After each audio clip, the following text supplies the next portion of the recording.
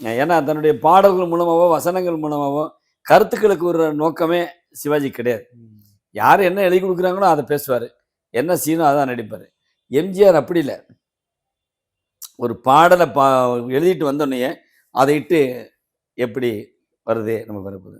உதாரணத்துக்கு பார்த்தீங்கன்னா மதுரை மீட்டு சுந்தரபாண்டியில் கோட்டையிலே மீன்கொடி பறந்துட வேண்டும்னு முத்துலிங்கம் எழுதியிருந்தார். எழுதிட்டு வந்து எம்ஜிஆர்கிட்ட கொடுத்தாரு.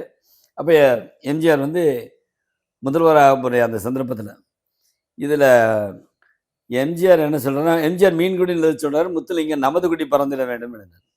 எம்ஜிஆர் கூப்பிட்டு இது வேணாம், இது சென்சார் போர்டில் அப்ஜெக்ட் பண்ணுவாங்கன்னாரு. சொல்லிட்டு அவர் ஷூட்டிங் போயிட்டார். இந்த முத்துலிங்கம் கவிஞர் முத்துலிங்கம் என்ன பண்ணார்னா, சென்சார் போர்டு ஆஃபீஸரை பார்த்து இந்த மாதிரி எழுதியிருக்கேன், கோட்டையில் நமது குடி பறக்க வேண்டும்னு. இது யாருக்காக எழுதியிருக்கீங்கன்னு. எம்ஜிஆருக்காக எழுதியிருக்கேன். எம்ஜிஆர் தான் ஆட்சிக்கு வருவார் போல தெரியுது, அதனால் நாங்கள் சென்சார் பண்ணல, நீங்கள் விட்டுருங்க அப்படின்ட்டார். அந்த பாட்டு ரெக்கார்டிங் ஆகிடுச்சு. ரெக்கார்டிங் ஆனோன்னு எம்ஜிஆர் கேட்குறாரு. அவர் எப்பவுமே ரெக்கார்டிங் என்னன்னு எல்லாம் முடிச்சோன்னு அவர் செக் பண்ணுவார்.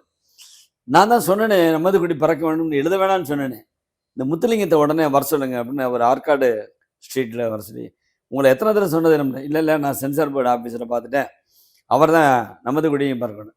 அப்படி ஒரு கவனம் செலுத்தக்கூடியவர் எம்ஜிஆர். பின்னாடி வந்து சிவாஜி தென்னாட்டு காந்தின்னு பாடல்கள் எல்லாம் பாடினார் காமராஜரை பற்றிலாம், அதெல்லாம் எடுபடலை.